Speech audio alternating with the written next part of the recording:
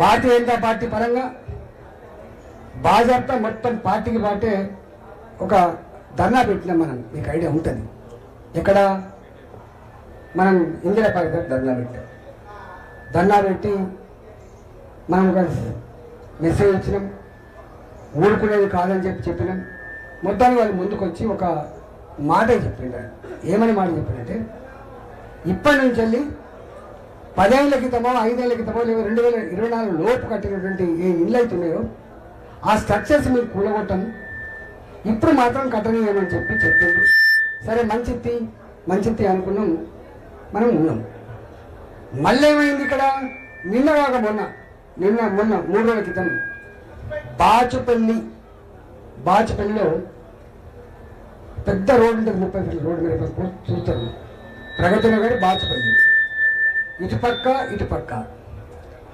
5 అంతస్తులు 7 అంతస్తులు 8 అంతస్తులు పెద్ద పెద్ద అపార్ట్మెంట్స్ ఉంటాయి. ఇటుపక్క అటుపక్క మొత్తం అయితే వచ్చి ఏడుస్తున్నారు. ఎందుకు ఏడుస్తున్నారు ఇంకా అంటే, లేదు మొత్తం నోటీస్ ఇచ్చిపోయిండ్రు.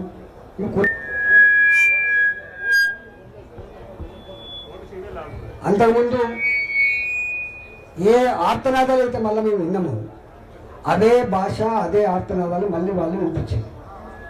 మాకు బీపీ ఉంది, నాకు హార్ట్ అటాక్ ఉంది, మేము చచ్చిపోతాం, మేము సూసైడ్ చేసుకుంటాం అని చెప్పి అయితే నేనే అవస్థపా మీరెందుకు అని చెప్పి నిన్న కాక మొన్న పోతే అవి చూస్తే నిజంగా కలుగే తిరిగినాయి. కానీ ఇంత పెద్ద ఇల్లు అవి 2020 2017 ఇట్లా కట్టిన ఇల్లు ఇప్పుడెందుకు జోలికి వచ్చిందని చెప్పి నేను ఏమన్నా అంటే, అంతకంటే ముందు ఒకటి జరిగింది. డివిజన్ నెంబర్ 133 అనుకుంటా, మచ్చబొల్లారం. అంతేనా ఉదయం? మచ్చబొల్లారంలో ఒక హిందూ శ్మశాన వాటిక, ఒక ముస్లిం శ్మశాన వాటిక, 2 ఉంటాయి. ఇది గవర్నమెంట్ భూమిలో వెలిసిన శ్మశాన వాటికలు కాదు. ఇవి ఒక భూస్వామి, ఒక దాత, సమాజ శ్రేయస్సు కోరే నరసింహారెడ్డి ఆయన పేరు ఉంది, సామల వెంకటరెడ్డి గారు 20 ఎకరాల భూమిని బాధ్యత కొని 5 ఎకరాల ముస్లిం శ్మశాన వాటికకి 15 ఎకరాల భూమి హిందూ శ్మశాన వాటికి ఇచ్చారు. అంతేనా? Division number 133 Machabollaram. దాని చుట్టూ 55 కాలనీలు ఉంటాయి. అంటే బాధ ఎక్కడైతే మీరు చెప్పడానికి చెప్తున్నాను. దాని చుట్టూ 55 కాలనీలు ఉంటాయి. 55 కాలనీలు.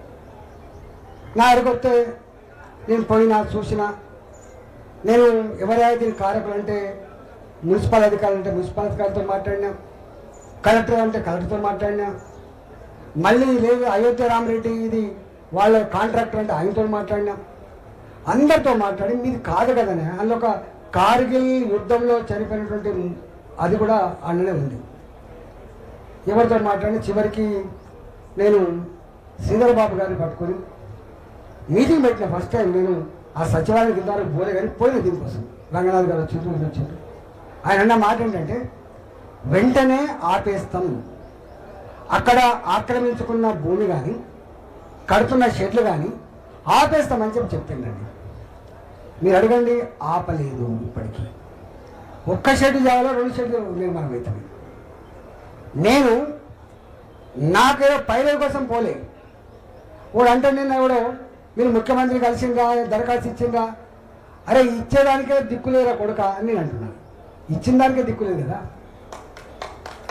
అది హిందూ శ్మశాన వాటికలో ఎవరో ఇచ్చినటువంటి దాత ఇచ్చిన భూమిలో వీళ్ళది కాకపోయినా కూడా 2 షెడ్లు కట్టి మొత్తం చెత్త అంతా అక్కడ డంపు చేసి 55 కాలనీల ప్రజానికానికి బాలాజీనగర్లో ఏ వాసన వస్తుందో, బాలాజీనగర్లో ఏ పురుగులు పాతాయో దద్దులు వస్తాయో ఓ గట్లాడి పరిస్థితి. వాళ్ళు ఏడుస్తూనే ఉండడం. చివరి కోర్టుకు పోయి వాళ్ళు ఒక స్టే తెస్తే కూడా ఆ స్టేని లెక్క చేయకుండా కడుతున్నారంటే, అంటే కోర్టులు స్టే ఇచ్చినా కూడా పట్టించుకోరు.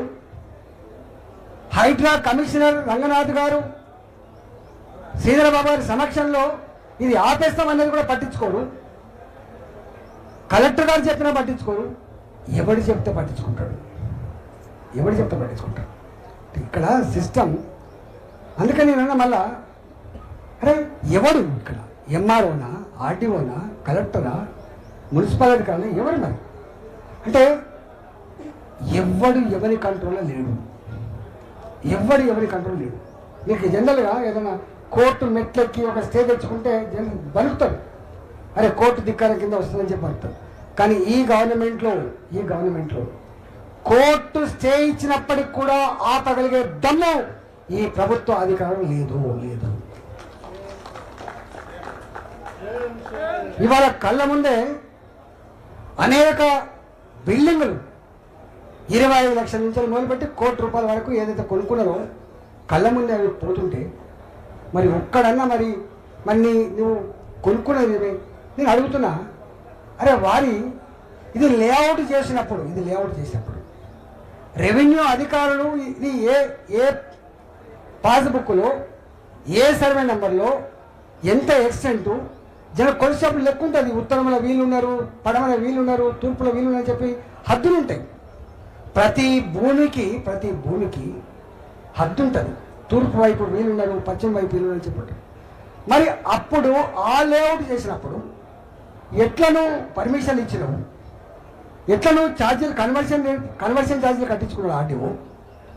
మళ్ళీ పోయి మున్సిపాలిటీ అనగానే మున్సిపాలిటీ ఎట్లా పర్మిషన్ ఇచ్చింది, దీని డెవలప్మెంట్ ఛార్జెస్కి డబ్బులు ఎట్లా తీసుకున్నావు, ఎట్లా బిల్డర్ కట్టిన తర్వాత ఎట్లా ఆక్యుపెన్సీ సర్టిఫికేట్ ఇచ్చిండు, ఆక్యుపెన్సీ సర్టిఫికేట్ ఇచ్చిన తర్వాత ఎట్లా ప్రాపర్టీ ట్యాక్స్ తీసుకుంటాడు. ఇవాళ ప్రాపర్టీ ట్యాక్స్ తీసుకున్న తర్వాత కూడా ఇవాళ ఈ పని ఎందుకు చేస్తానని నేను అడిగిన. తప్ప అయింది కదా.